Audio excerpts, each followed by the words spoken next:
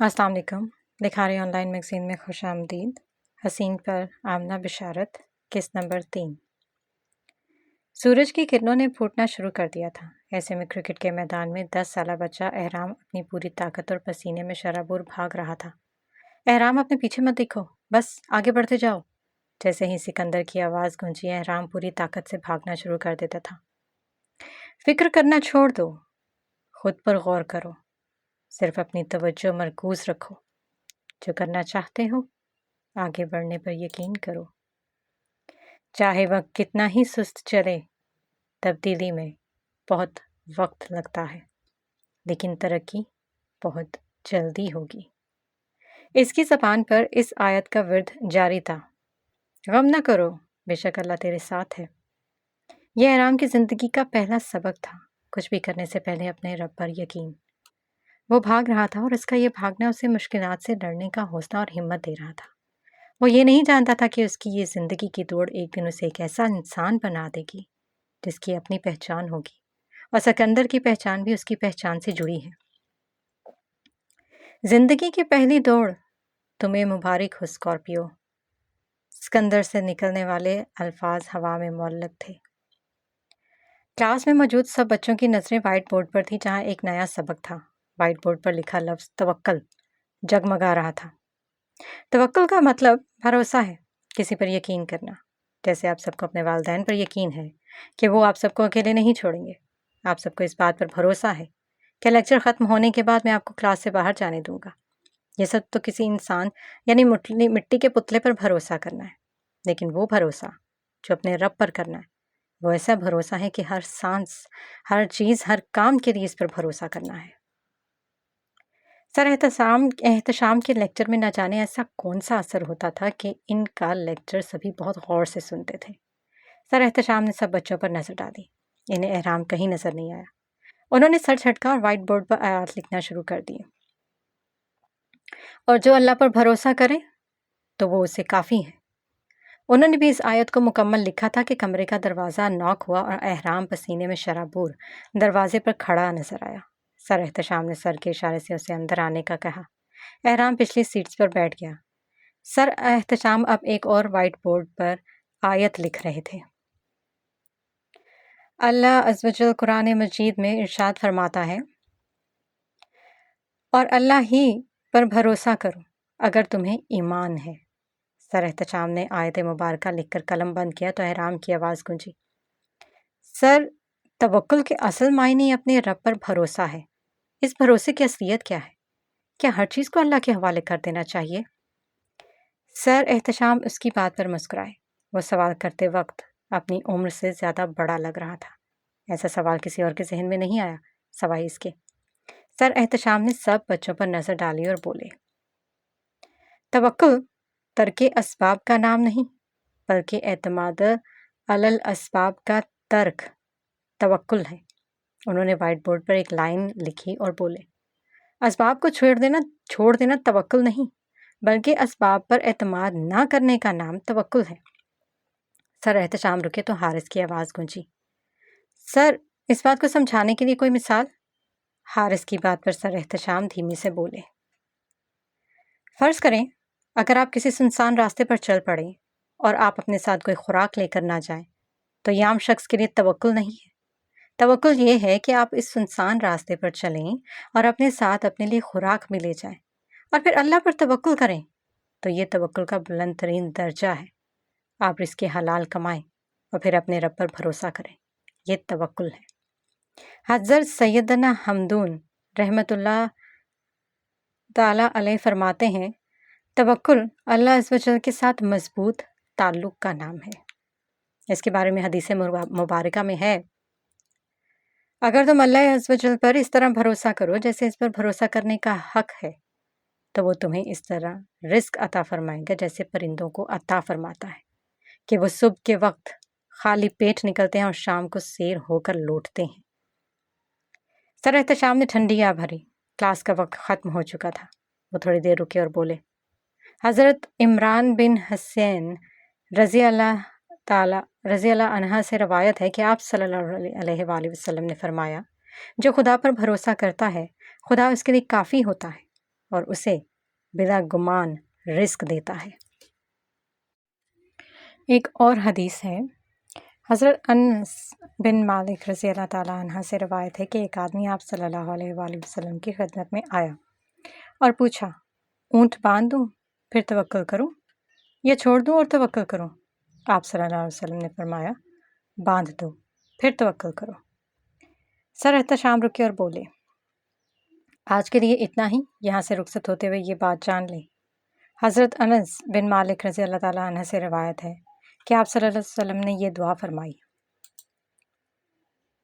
اے اللہ، ہمیں ان لوگوں میں شامل فرما جو آپ پر بھروسہ کرتے ہیں اور آپ ان کے لیے کافی ہو جاتے ہیں، آپ سے ہدایت کے طالب ہوتے ہیں، آپ ہدایت دیتے ہیں، مغفرت کے طالب ہوتے ہیں، آپ ان کو معاف فرما دیتے ہیں۔ آخری بات، اسباب اختیار کریں پھر اللہ پر بھروسہ کریں۔ مثلاً دکان کھولیں، کھیت میں بیج ڈالیں، مرض کی دوا کریں، پھر ان سے نفع کی خدا سے امید رکھیں کہ اس کے ارادے اور حکم سے ہی اس سے نفع ہوگا۔ ایسا کرنا درست نہیں کہ نہ دکان کریں، نہ کھیتی کریں، نہ ملازمت کریں، بس مال اور نفع کی امید رکھیں۔ آپ سب کل اس موضوع کے بارے میں جانچیے گا ضرور۔ یسر کی آواز پورے ہال میں گونجی تھی۔ اس سے پہلے احرام ہال سے باہر نکلتا حارث بولا، تم کہاں تھے؟ اس سے پہلے احرام جواب دیتا سمی بولا، وہ تمہیں کیوں بتائیں؟ لہجے میں غصے کے سوا کچھ نہ تھا۔ احرام ان دونوں کے بیچ سے نکلتا ہوا باہر کی جانب بڑھا۔ حارث اور سمی ابھی بھی بحث کر رہے تھے۔ احرام نے وہاں سے جان چھڑائی اور لائبریری کی جانب بڑھ گیا۔ بشر ہوں، آہوئے صحرا نہیں میں، سفر میں ہوں، کہیں ٹھہرا نہیں میں، مجھے آتے ہیں آداب جنوں سب، کوئی ایسا کوئی ویسا نہیں میں، کہانی دل جلوں کی سن چکا ہوں، کوئی گونگا کوئی بہرا نہیں میں۔ اسفندیار کے گھر پیپر کے پیڑ کے نیچے چارپائی بچھائے ایک جانب دانین باپ سے منہ پھلا کر بیٹھا تھا اور دوسری جانب اسفندیار اپنے بیٹے کو بہلا رہا تھا۔ یار کھا لے کھانا میرے باپ، اسفندیار نے دونوں ہاتھوں کو جوڑتے ہوئے اپنے بیٹے سے کہا۔ دانین منہ موڑ کر بیٹھ گیا۔ اس سے پہلے اسفندیار اپنے بیٹے کے پاؤں پڑتا اس کا موبائل فون بجا۔ عبداللہ کا نمبر موبائل فون کی سکرین پر جگمگاتا دیکھ کر اسفندیار نے اپنے سر پر ہلکا سا تھپڑ مارا۔ کال پک کرنے کے بعد وہ اپنے کمرے کی جانب بڑھ گیا۔ ابھی اسے عبداللہ کو دکان پر نہ آنے کی وجہ بھی بتانی تھی اور عبداللہ بھی جانتا تھا کہ وجہ سوائے دانین کی ناراضگی کے سوا کچھ نہیں ہے۔ اسفندیار اپنے کمرے کی جانب بڑھ گیا تو اس کے جانے کے بعد ہادیہ لان کا پیلے رنگ کا سوٹ پہنے اور اس پر سرخ دوپٹہ اوڑھے دانین کے پاس آئی۔ دانین اسے دیکھ کر چونک سا گیا۔ ہادیہ نے سامنے رکھی چنگیر سے روٹی پکڑی اور اس کا نوالا بنا کر دانین کے منہ کے قریب کیا۔ یہ تندور کی روٹی بہت مزے کی ہوتی ہے۔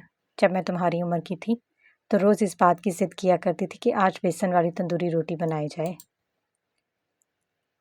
ہادیہ کے لہجے میں مٹھاس تھی یا شاید دانین سے بات کرنے کے لیے یہ مٹھاس نازل ہوئی تھی۔ دانین نے ہادیہ کے ہاتھ میں پکڑا بیسن والی تندوری روٹی کا نوالا دیکھا اور پھر سر جھکا کر بولا، میں روٹی کو دہی میں ڈبو کر کھاتا ہوں۔ ہادیہ اس کی بات سن کر مسکرا دی۔ وہ 8 سال کا تھا لیکن اس کے باپ نے لاڈ پیار سے اسے 3 سال کا بچہ بنا رکھا تھا۔ اس کے جوتے پالش کرنے ہوں یا اسے پیاس لگے، اس کا بیگ سیٹ کرنا، اسے کھانا کھلانا، وہ اپنے بچے کا ہر کام خود کرتا تھا۔ ہادیہ نے دہی کے باؤل میں روٹی کا نوالا ڈالا اور اسے تھوڑا سا ڈبو کر دانین کے منہ کے قریب کیا جو اس نے جھٹ کھا لیا۔ کون سی جماعت میں پڑھتے ہو؟ ہادیہ نے روٹی کا نوالا توڑتے ہوئے کہا تھا۔ دانین کی شوق بھری آواز اس کے کانوں سے ٹکرائی۔ 5ویں جماعت میں۔ تمہیں پتہ ہے میں بہت اچھا پڑھتا ہوں اور میں نے ایک کلاس اسکپ بھی کی ہے۔ میں بہت لائق طالب علم ہوں۔ دانین کے لہجے میں اپنے لیے فخر ہی فخر تھا۔ ہادیہ نے اس کی منہ میں روٹی کا نوالا ڈالنے کے بعد تالیاں بجاتے ہوئے کہا، سچ میں تم تو بہت لائق ہو۔ اچھا ایک بات بتاؤ، کیا تمہاری دکان سے نوڈلز کا پیکٹ ملتا ہے؟ ہادیہ کی بات پر دانین خاموش ہو گیا۔ ہادیہ کو حیرانگی سے دیکھتے ہوئے بولا، کیا تم کو لگتا ہے کہ ہماری کھانے والی چیزیں بیچنے کی دکان ہے؟ ہادیہ نے اس کی بات پر کندھے اچکاتے ہوئے کہا، ہاں، تمہارے بابا کی پرچون کی دکان ہے نا؟ دانین کا کہکہا بلند ہوا۔ ہادیہ حیران سے اسے دیکھنے لگی۔ اس کی آنکھوں کا رنگ باپ کے اوپر تھا۔ اس کے ماتھے پر بالوں کے پاس ایک چھوٹا سا تل تھا۔ ہادیہ کو وہ بہت پسند آیا۔ شاید وہ پہلی عورت تھی جسے اپنے سوتن کے جہیز پر لیٹنا سکون دیتا تھا اور اپنے سوتیلے بچے پر اسے بے انتہا پیار آتا تھا۔ دانین نے اس کی آنکھوں کے سامنے چٹکی بجائی اور دھیمے سے بولا، ہماری گاڑیاں ٹھیک کرنے والی دکان ہے۔ اچھا، تمہارے بابا مکینک ہیں؟ ہادیہ نے سر ہلا کر سمجھنے کے انداز میں کہا۔ دانین نے بھی سر ہلا کر اس بات کی تائید کی تھی۔ ہادیہ بھی مسکرانے میں ہی مصروف تھی کہ دانین کی دھیمی سی پریشان آواز سنائی دی، کیا تم میری نئی ماما ہو؟ دانین کی بات پر وہ ساکن ہو گئی۔ یہ تو اس نے سوچا ہی نہیں تھا کہ دانین کے سوال پر وہ کیا جواب دے۔ تھوڑی دیر بس ٹھنڈی ہوا کے جھونکے اس کے چہرے پر محسوس ہوتے رہے، پتوں کی سرسراہٹ سنائی دیتی رہی، ہوا کے جھونکے اور اس کے بالوں کی لٹیں اس کے ماتھے کو چھوتی رہیں۔ وہ دانین کے بالکل قریب ہوتے ہوئے بولی، تمہارے بابا نے اس بارے میں کیا کہا ہے؟ دانین کا پھول سا چہرہ ہادیہ کی بات پر مرجھا گیا۔ وہ منہ بسور کر بولا، بابا نے کہا تم سے دور رہوں اور عدیلہ پھپھو کو بھی یہی بولا۔ دانین کی بات پر ہادیہ کا چہرہ تسلیل سے سرخ ہو گیا۔ وہ شخص سے جتنا جڑنے کی کوشش کر رہی تھی وہ اتنا ہی اسے خود سے دور دھکیل رہا تھا۔ اس سے پہلے ہادیہ دانین سے کوئی اور سوال پوچھتے اسفندیار کی آواز سنائی دی۔ دانین، آواز میں غصہ صاف واضح تھا۔ ہادیہ کا دل چاہا وہ اس شخص کا منہ نوچ دے۔ اسفندیار نے غصے سے دانین کو اپنی گود میں اٹھایا تھا۔ دانین منہ بسور کر بس باپ کے غصے کی وجہ سمجھ رہا تھا۔ میرے بیٹے سے دور رہو، دانت پیس کر ماتھے پر لاتہ دار سلوٹیں سجائے اس کا نیا نویلا دولہا اسے حکم سنا چکا تھا۔ اسفندیار آندھی کی طرح اس کے پاس سے گزر گیا۔ میں نے تمہیں اس کے پاس جانے سے منع کیا تھا، دانین کو کندھوں پر بٹھاتے ہوئے بیٹے سے خفا سا بول رہا تھا۔ ہادیہ کا خون کھولنے لگا۔ وہ خود آئی تھی میرے پاس، دانین باپ کو صفائیاں دے رہا تھا۔ وہ دونوں باپ بیٹا گھر سے باہر نکل گئے۔ ہادیہ کا دل چاہ رہا تھا کہ وہ اسفندیار کا سر کسی پتھر سے دے مارے، اتنی تذلیل اس کی برداشت سے باہر تھی۔ اس نے سوچا تھا کہ رات گزرنے کے بعد اسفندیار کا سارا غصہ اور اکڑ ختم ہو جائے گی، لیکن وہ اپنی حدود سے آگے بڑھ چکا تھا۔ مجھے بھی کوئی شوق نہیں ہے یہاں رہنے کا، آج ماما آئیں گی تو ان کے ساتھ ہی چلی جاؤں گی، وہ منہ میں بڑبڑا کر خود کو تسلی دے رہی تھی۔ کچھ کہے بنا اکثر بولتی ہیں آنکھیں بھی، گفتگو کے سب لمحے حرف گر نہیں ہوتے۔ وسیدہ سے دروازے کے باہر کھڑے کرنل فاروق اور راسم حیران کھڑے تھے۔ دروازے کے باہر ایک بڑا سا تالا ان کو منہ چڑھا رہا تھا۔ سر، دابیر گھر چھوڑ کر جا چکا ہے، راسم نے کان سے موبائل فون اتار کر کرنل فاروق کو معلومات دی تھی۔ دابیر کہاں ہو سکتا ہے؟ یہ سوال کرنل فاروق اور دابیر دونوں کے ذہن میں تھا۔ سر، ہمارے لیے دابیر کو ڈھونڈنا ضروری ہے۔ کرنل فاروق نے راسم کی بات پر ہاں میں سر ہلایا۔ دابیر کے بارے میں ساری انفارمیشن نکالو۔ راسم نے کرنل فاروق کی بات پر سر ہاں میں ہلایا اور کسی کو کال ملانے لگا۔ کرنل فاروق نے ایک نظر لکڑی کے بوسیدہ دروازے پر ڈالی اور پھر کچھ سوچتے ہوئے آگے بڑھے۔ تالے کو زنگ لگ چکا تھا اور وہ اس بات کی نشاندہی کر رہا تھا کہ اس تالے کو لگے کچھ عرصہ بیت چکا ہے۔ کرنل فاروق نے پستول کی ایک گولی سے اس تالے کو کھول دیا۔ تالا ٹھک کی آواز سے کھلا۔ دروازہ کھلا اور اندر کی ساری دھول باہر کی جانب بڑھنے لگی۔ کرنل فاروق نے پستول کو پشت میں اڑسا اور اپنے قدم اندر کی جانب بڑھا دیے۔ یہ قدم انہیں نئی دنیا میں پہنچانے والے تھے۔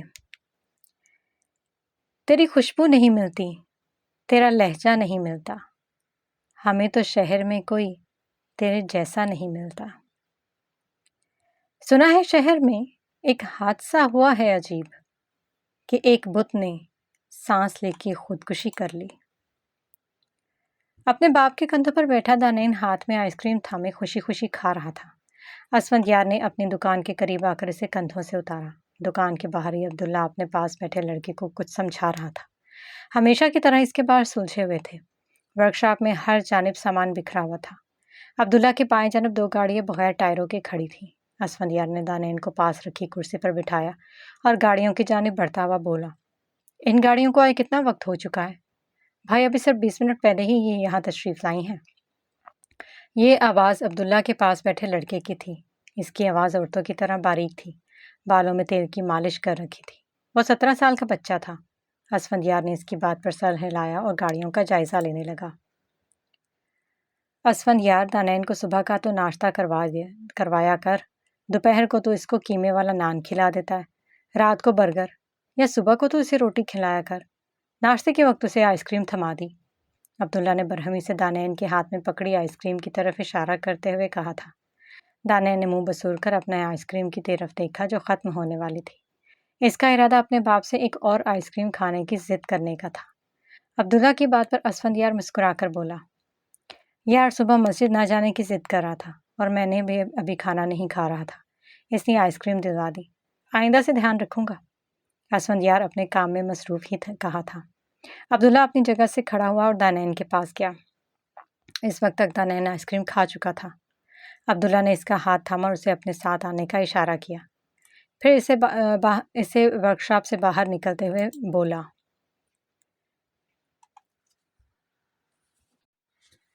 میں دانین کو اپنے ساتھ گھر لے کر جا رہا ہوں، اسے کھانا کھلا کر واپس ادھر لے آؤں گا۔ اسفندیار نے اس کی بات پر سر اسپات میں ہلایا تھا۔ رات کی ای میل نے اسے پریشان کر رکھا تھا۔ اس سے پہلے وہ رات کی ای میل کے بارے میں سوچتا، جیب میں رکھا اس کا موبائل فون بچا۔ اسکرین پر امی کا نام جگمگاتا دیکھ کر اس نے کال اٹھائی تو اس کے بولنے سے پہلے ہی عدیلہ کی آواز سنائی دی، بھائی دادی نے بات کرنی ہے۔ اسفندیار نے عدیلہ کی بات پر اپنے سامنے رکھی گاڑی پر زور سے ہاتھ مارا۔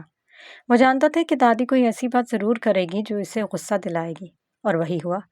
دادی کی ارخت کرخت آواز سنائی دی، مسٹر اسفندیار، بندہ گھر سے نکلنے سے پہلے بڑوں کی دعائیں لیتا ہے، لیکن تمہیں اپنے بیٹے کے سوا کچھ نظر ہی نہیں آتا۔ دادی کی بات پر اسفندیار نے اپنے بال کھینچے تھے۔ اب کیا ہو گیا ہے دادی؟ لہجہ بیزاری سے بھرپور تھا۔ تمہاری اطلاع کے لیے عرض ہے، کل شام تم ایک لڑکی سے نکاح کرنے کی جرت کر چکے ہو، اور وہ لڑکی کل شام کو ہی رخصت ہو کر گھر بھی آ چکی تھی۔ کل سے تم اس کو اس طرح نظر انداز کر رہے ہو جیسے وہ تمہارے لیے کوئی حیثیت نہیں رکھتی۔ بات کرتے ہوئے دادی کا سانس پھولا تو وہ رکی تھی۔ اسفندیار اپنے غصے کی آخری حد کو برداشت کرتے ہوئے بولا، جب آپ کو معلوم ہے کہ آپ کے اندر اتنی ہمت نہیں ہے کہ آپ اتنی لمبی بات کر سکے تو مہربانی کر کے وہ بات کریں جو مجھے نہیں معلوم۔ وہ ساری باتیں جو آپ ہمارے گوش و گزار کر رہی ہیں، میں ان باتوں کو جانتا ہوں۔ اسفندیار کی بات مکمل ہوئی تو دادی دوبارہ سے اسی لہجے میں بولی، تو سنو مسٹر اسفندیار، تمہارے چاچو چچی آ رہے ہیں، ان کے لیے شکورے کی دکان سے قیمے والے نان اور کوفتے لے آنا، ہو سکے تو پھل بھی لے آنا، اور آم لانا مت بھولنا۔ ویسے تو سیب بھی بہت مفید ہے، چلو 2-4 درجن کیلوں کے ساتھ 3 کلو سیب لے آنا۔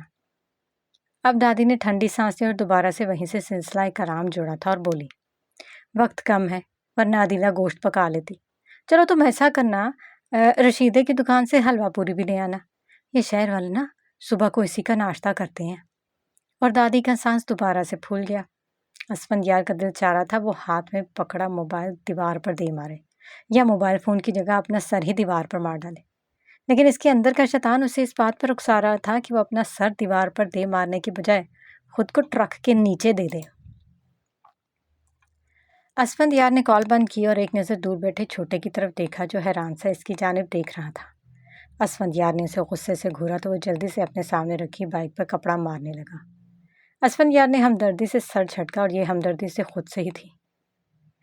سودا عمر بھر کا، کوئی کھیل تو نہیں؟ اے چشمے یار مجھ کو ذرا سوچنے تو دے۔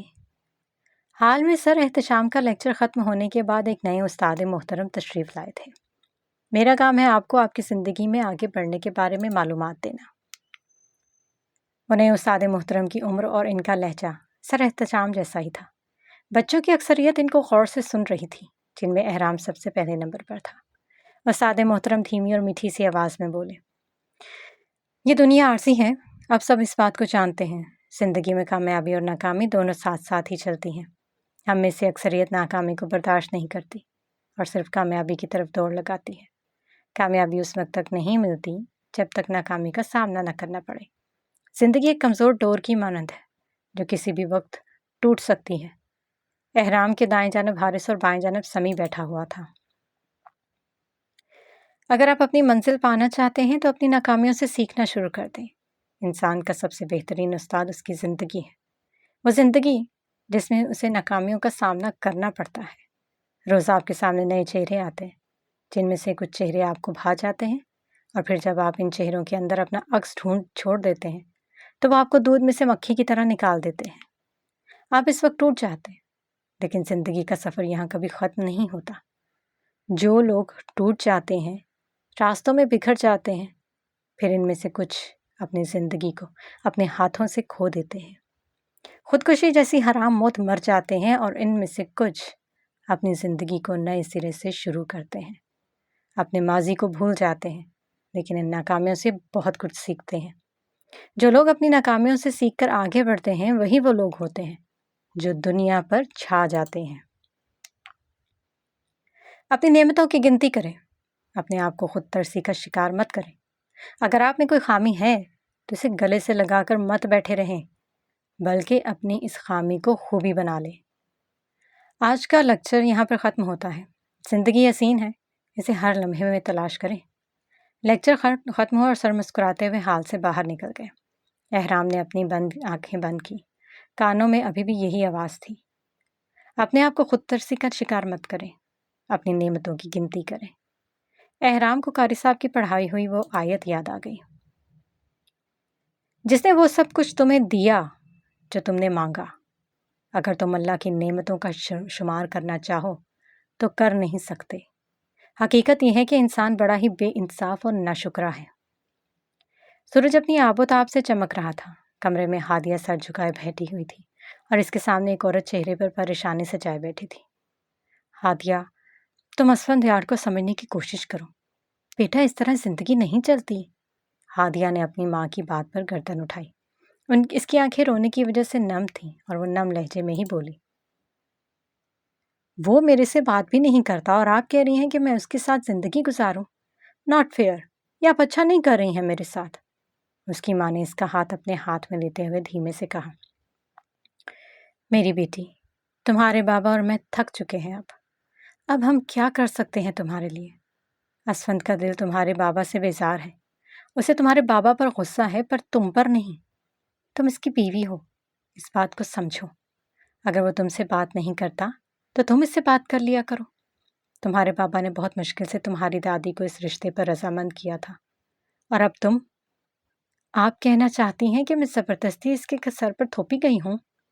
ماما، میں جو اپنی زندگی ہنسی خوشی اور پرسکون گزارنا چاہتی تھی، میں اپنی زندگی اپنی مرضی کے مطابق گزارنا چاہتی تھی، میں کسی کی زندگی میں زبردستی داخل کیسے ہو سکتی ہوں؟ اپنی آنکھوں میں بے پناہ آنسو لیے وہ اپنی بات مکمل بھی نہیں کر پائی تھی کہ دادی کی آواز گونجی، لو بھائی، کس نے کہا کہ تم زبردستی مسٹر اسفندیار کی زندگی میں داخل ہوئی ہو؟ دادی نے ہادیہ کے سر پر شفقت سے پیار دیتے ہوئے کہا تھا۔ ہادیہ ہچکیوں سے رونے لگی۔ شازیہ بیگم نے اسے سینے سے لگاتے ہوئے کہا، اسفند دل کا برا نہیں ہے، اسے تم پر کوئی غصہ نہیں ہے، اور نہ ہی تم اس کی زندگی پر زبردستی تھوپی گئی ہو۔ وہ پاگل ابھی تک ماضی کی یادوں کو سینے میں لیے ہوئے ہے۔ اپنی ساس کی بات پر ہادیہ کی ہچکیوں کی آواز اب بند ہو چکی تھی۔ میری بات سن لے، تو کہیں نہیں جانے والی، یہیں رہے گی تو اپنے شوہر کے گھر۔ اسفند کا دماغ تو ویسے ہی اپنی جگہ سے کھسک چکا ہے، اور اس لیے تو ہم تجھے لائے ہیں کہ تو اس کا دماغ سیٹ کر۔ ہادیہ، تم یہ سب کچھ کر سکتی ہے۔ دادی کی بات پر ہادیہ نم آنکھوں سے مسکرا دی۔ ابھی تک شازیہ بیگم کے سینے سے لگی ہوئی تھی کہ باہر سے کچھ شور کی آواز سنائی دی۔ وہ جلدی سے باہر کی جانب بڑھی، جہاں برآمدے میں شمیم پھپھو اسفند کو گھیرے ہوئے تھے کہ وہ اپنے سسرال والوں کے لیے کوئی سامان بھی نہیں لایا۔ لے دیکھ لے شازیہ اپنے بیٹے کی حرکتیں، خالی ہاتھ گھر گھس آیا ہے، بندہ پوچھے کوئی پھل لاتے ہوئے اسے شرم آتی ہے؟ شمیم پھپھو کی آواز پر دادی کے کمرے سے 52 سالہ ایک شخص پینٹ شرٹ پہنے، پاؤں میں چمکدار جوتے، ہاتھ میں رسٹ واچ پہنے، خاصا تعلیم یافتہ دکھائی دیتا وہ آدمی آگے بڑھ کر اب اسفندیار کے سامنے سلام کے لیے ہاتھ بڑھا گیا۔ کپڑوں پر دھول جمی ہوئی تھی اور ہاتھ میں ورک شاپ کی چابیاں تھیں۔ اسفندیار نے ایک نظر اپنی ماں اور دادی پر ڈالی جو اسے گھور رہی تھی۔ اسفندیار نے بنا مسکرائے ہاتھ ملایا۔ کیسے ہو؟ اپنے چاچو پلس سسر کے منہ سے یہ الفاظ سن کر اسفندیار کا دل چاہا کہ انہیں تفصیل سے اس بات کا جواب دے، لیکن پھر اپنی ماں کی گھوری پر خاموش رہا۔ ہادیہ کی امی آگے بڑھی اور دھیمے سے بولی، اسفند، تم سے صرف ایک بات کہوں گی، اس بات کا خیال رکھنا کہ کچھ بھی ہو جائے، لیکن میری بیٹی کے ذہن میں یہ بات نہ آئے کہ اسے سسرال چھوڑ کر میکے چلے جانا چاہیے۔ اپنی ساس کی بات پر اسفندیار نے ایک نظر اپنی ایک رات کی بیوی پر ڈال دی جس کی آنکھیں رونے کی وجہ سے سرخ ہو چکی تھی اور ناک بھی آنکھوں کی طرح سرخ ہی تھا۔ اسفندیار نے نہ چاہتے ہوئے بھی اسباب میں سر ہلا دیا۔ اس نے گردن موڑ کر ایک نظر اپنے چاچو پر ڈالی جو پہلے کی نسبت اب کمزور ہو چکے تھے۔ اسفندیار نے ایک بات نوٹ کی تھی کہ ان کے اندر اب پہلے جیسی اکڑ نہیں تھی۔ ہادیہ اپنے باپ کے گلے لگی تو نہ جانے باپ نے اس کے کان میں کیا کہا تھا۔ ہادیہ نے باپ کی بات پر ہاں میں سر ہلایا تھا۔ ہادیہ کی ماں نے اپنے پرس سے 5,000 کا نوٹ اسفندیار کی ہتھیلی پر رکھنا چاہا تو اسفندیار نے واپس لوٹا دیا۔ اپنی ساس کے بےحد اصرار پر اس نے وہ نوٹ لے لیا۔ سسر نے آگے بڑھ کر گلے لگانا چاہا تو اپنی جگہ سے ہٹ گیا۔ اس کی اس حرکت پر ہادیہ کو بہت غصہ آیا۔ ہادیہ اور اس کی دادی اس کے سسرال والوں کو دروازے تک چھوڑنے گئے تو پیچھے سے اس کی ماں نے اس کا کان مروڑا اور دھیمے سے سخت لہجے میں بولی، پھل لاتے ہوئے ہاتھ دکھ رہے تھے؟ اسفندیار جانتا تھا کہ یہ طنز تھا۔ اس نے اپنا کان چھڑوایا اور اپنے کمرے کی جانب بڑھتا ہوا بولا، بھول گیا تھا۔ اور اس کی ماں بھی جانتی تھی کہ یہ جھوٹ ہے۔ جرم کی نوعیت میں کچھ تفاوت ہو تو ہو، در حقیقت پارسا تو بھی نہیں، میں بھی نہیں۔ گھر میں ہر جانب دھول ہی دھول تھی۔ کرنل فاروق اور راسم چہرے پر کپڑا باندھے گھر کی تلاشی لینے میں مصروف تھے۔ بیڈ روم میں ہر جگہ کاغذات بکھرے ہوئے تھے۔ کرنل فاروق کی نظر دیوار پر لگی فوٹو فریم پر پڑی جہاں 23 سالہ لڑکا دل کھول کر مسکرا رہا تھا، اور اس کے ساتھ جس انسان کی تصویر تھی اسے دیکھ کر کرنل فاروق کے چہرے پر مسکراہٹ پھیل گئی۔ کالے رنگ کا لباس پہنے اور کالے رنگ کا ہی کپڑا چہرے پر باندھے ہاتھ میں گن لیے وہ محتاط کھڑا اسکورپیو تھا۔ ماضی کے صفحات پلٹے۔ آج اسکورپیو تمہاری دید کرنے کا دل چاہ رہا ہے؟ ہاکی کے میدان میں ہاتھ میں ہاکی پکڑے کرنل فاروق اسکورپیو سے مخاطب تھے۔ اسکورپیو نے ان کی بات پر اپنے ہاتھ میں موجود ہاکی کو گھمایا۔ اس کے پاس کالے رنگ کے لباسوں کا ڈھیر تھا۔ اسے سب سے زیادہ کالا لباس پسند تھا۔ چہرے پر کپڑا بندھا ہوا تھا، لیکن پھر بھی کرنل فاروق کو اس بات کا اندازہ ہو گیا تھا کہ اس کے لب مسکرائے تھے۔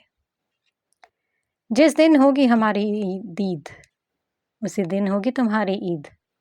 اسکورپیو کی بات پر وہاں موجود سب کا کہکہا بلند تھا، اور پھر اسے جیک مان نے موبائل فون تھمایا اور وہ بات کرتا ہوا کرنل فاروق سے دور چلا گیا۔ آنکھوں میں ہلکی سی نمی واضح تھی، لیکن لبوں پر کرنل فاروق کے مسکان تھی۔ تم حقیقتاً دور چلے گئے ہو اسکورپیو، لہجے میں شکوہ تھا۔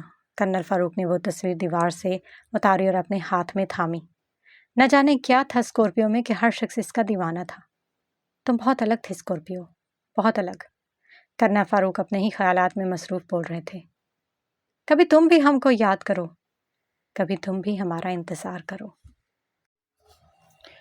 طے کروں گا یہ اندھیرا میں اکیلا کیسے، میرے ہمراہ چلے گا میرا سایہ کیسے، میری آنکھوں کی چکا چوند بتا سکتی ہے، جس کو دیکھا ہی نہ جائے اسے دیکھا کیسے، چاندنی اس سے لپٹ جائے ہوائیں چھیڑیں، کوئی رہ سکتا ہے دنیا میں اچھوتا کیسے، میں تو اس وقت سے ڈرتا ہوں کہ وہ پوچھ نہ لے، یہ اگر ضبط کا آنسو ہے تو ٹپکا کیسے، یاد کے قصر ہیں امید کی قندیلیں ہیں، میں نے آباد کیے درد کے صحرا کیسے، اس لیے صرف خدا سے ہے تخاطب میرا، میرے جذبات کو سمجھے گا فرشتہ کیسے، ذہن میں نت نئے بت ڈھال کے یہ دیکھتا ہوں، بت کا دیکھ وہ بنا لیتا ہے کعبہ کیسے۔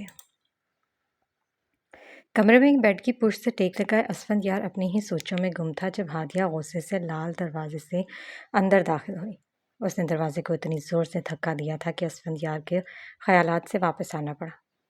تم سمجھتے کیا ہو خود کو؟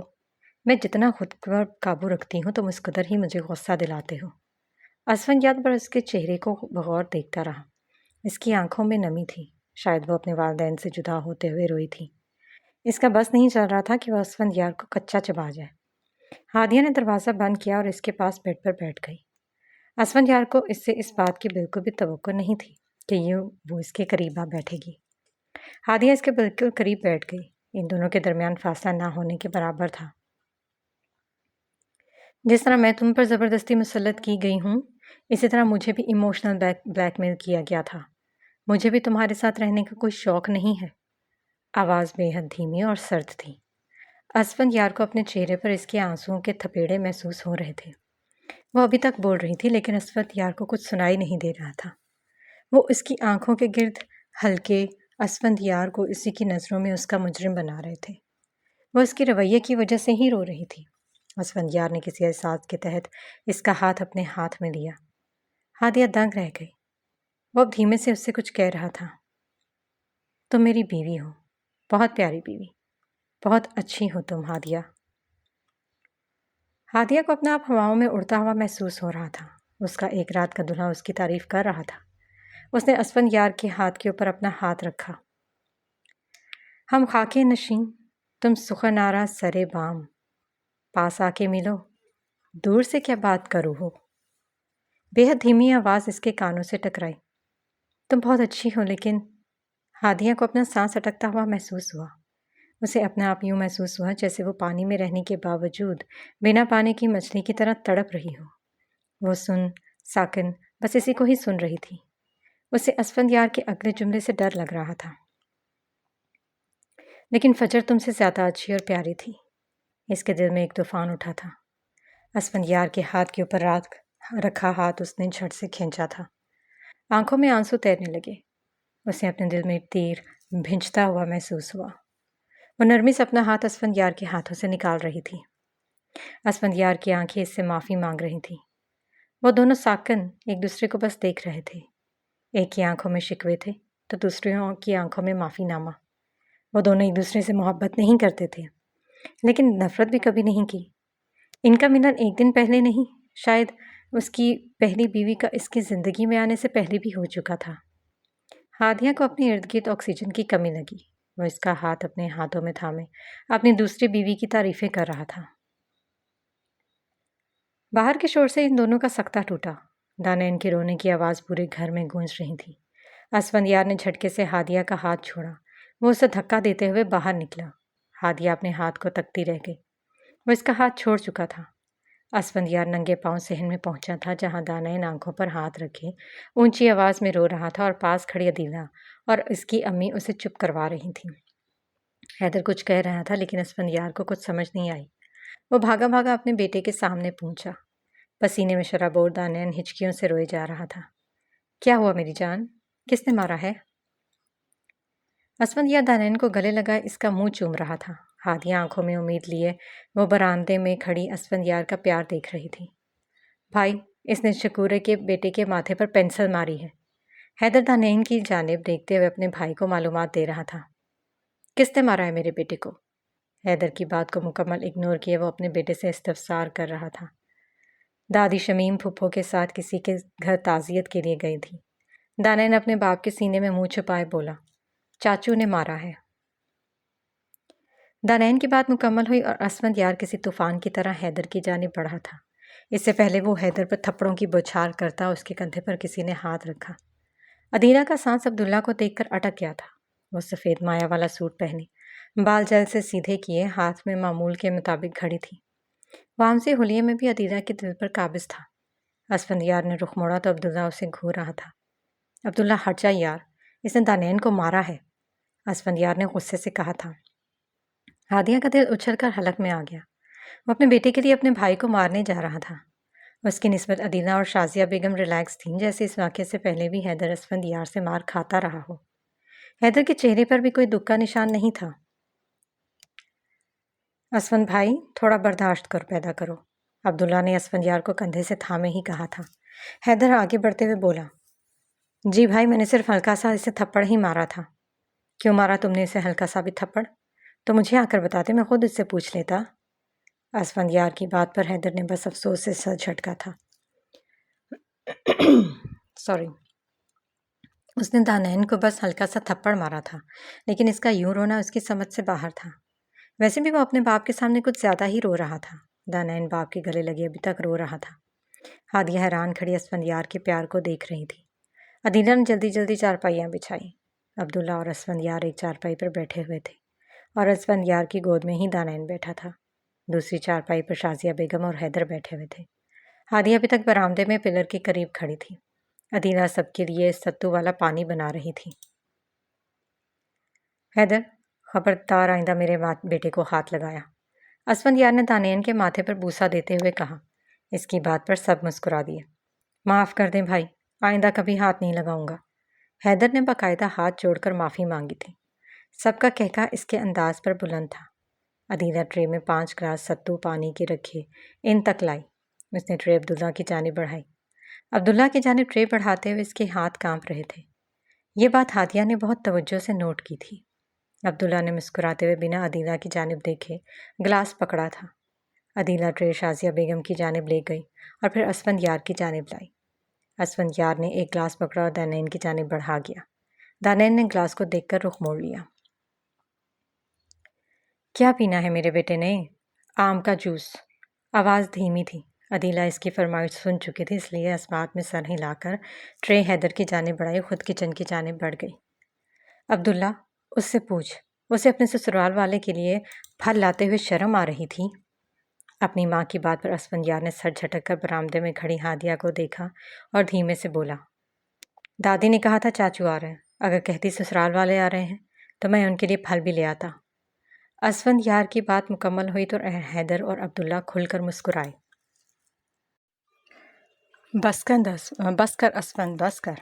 आज तेरी वजह से इतना रोई है। अपनी माँ की बात पर असफंदयार ने अपने बेटे की तरफ देखा जो उनकी बातों को समझने की कोशिश कर रहा था। असफंदयार ने मोबाइल फ़ोन को जेब से निकाला और अपने बेटे की तरफ बढ़ाकर बोला, दानैन ये लो मोबाइल, जाओ फुप्पो के पास जाकर कार्टून देखो। दानैन खुशी खुशी मोबाइल फ़ोन थामे वहाँ से निकला। हैदर ने अफसोस से कहा, भाई इसको ज़्यादा मोबाइल फ़ोन इस्तेमाल करने के लिए ना दिया करें। आपने ही उसे ज़्यादा बिगाड़ के रख दिया है। तुझे भी ढील मैंने ही दी है, जिसकी वजह से मेरे सामने बोल रहा है। असफंदयार ने अच्छी खासी हैदर को झाड़ पिलाई थी। अब्दुल्ला उसके कंधे पर हाथ रखकर बोला, सही कह रहा है हैदर। असफंद भाई आपके लाड प्यार की वजह से वो बिगड़ गया है। अच्छा, समझा दूंगा उसे। असफंदयार ने गोया सर से बोझ उतारा था। अब्दुल्ला, तुम भी अब शादी कर लो। ये शमीम आपा की बेटी आयशा माशाल्लाह बहुत सुलझी हुई है। शाजिया बेगम की बात पर अब्दुल्ला के बोलने से पहले ही असफंदयार ने कानों को हाथ लगाकर कहा, ना भाई, शमीम आपा को अपनी सास मत बनाना। अब्दुल्ला असफंदयार की बात पर दिल खोलकर मुस्कुराया। हैदर खामोश सा सर नीचे झुकाकर बैठ गया। उसे अपनी माँ की ये बात पसंद नहीं आई थी। तो चुप कर, मत बोल। शाजिया बेगम ने असफंदयार को टोका था। अब्दुल्ला मिठास भरे लहजे में बोला, नहीं खाला जान, मुझे अभी शादी नहीं करनी। अभी इनकी बातें हो रही थी कि अदीला खाने की ट्रे हाथ में लिए कुछ भी बोने बिना उसने ट्रे को अब्दुल्ला के सामने किए हुए थी। मुझे नहीं खाना, अब्दुल्ला ने नरमी से जवाब दिया। असफंदयार बरामदे की जानिब देखकर बोला, खा लो थोड़ा सा। नहीं, भूख नहीं है। अब्दुल्ला ने दोबारा इनकार किया तो अदीला खाना लेकर चली गई। असफंदयार की नज़रें अभी तक बरामदे पर थीं जहां वो दानैन को अपने पास बिठाए बातें कर रही थी। दानैन मुस्कुराकर इसकी बातों का जवाब दे रहा था। असफंदयार ने रुख मोड़ा और अपनी जेब से 5,000 का नोट निकाला, वही नोट जो इसके ससुराल वाले उसे देकर गए थे। उसने अपनी माँ की जानिब बढ़ा दिया। तुम रखो अपने पास, तुम्हारे ससुराल वाले ने दिए। हादिया को कपड़े ला देना। असफंदयार को अपनी माँ की बात पर तप चढ़ गई। वो दांत पीसते हुए बोला, अपनी बीवी को कपड़े खरीद कर देने के लिए मेरे पास पैसे हैं। अगर हैं पैसे तो ला दो उसे कपड़े। तुमसे तो बात करने के लिए बर्दाश्त चाहिए होती है। शाजिया बेगम ने इसी के लहजे में जवाब दिया। वो मुंह में कुछ बुड़बुड़ाती हुई वहां से उठ गई। अब्दुल्ला उसकी माँ की बात पर कहका लगाकर हंसा। असफंदयार ने उसे कोहनी मारी और गुस्से से बोला, दांत बंद करो अपने और वर्कशॉप पर चक्कर लगाओ। अब्दुल्ला ने कंधे उचकाए। वर्कशॉप असफंद की थी, लेकिन ज़्यादा वक्त वहाँ अब्दुल्ला ही पाया जाता था। वह जूते पहनकर दरवाजे की जानिब बढ़ा। हादिया ने उसे जाते हुए देखा तो मुंह में बुड़बुड़ाई, कुछ तो गड़बड़ है इस शख्स में। असफंदयार ने वो नोट दोबारा जेब में रखा और वहीं चारपाई पर लेट गया। उसे इस बात पर पछतावा था कि उसे हादिया के सामने फजर के बारे में बात नहीं करनी चाहिए थी, लेकिन अब ज़बान फिसल चुकी थी और इसकी ज़बान कब नहीं फिसलती थी। अब वो फिरते हैं इसी शहर में तन्हा लिए दिल को, एक ज़माने में मिजाज इनका सरे अर्शे बरी था।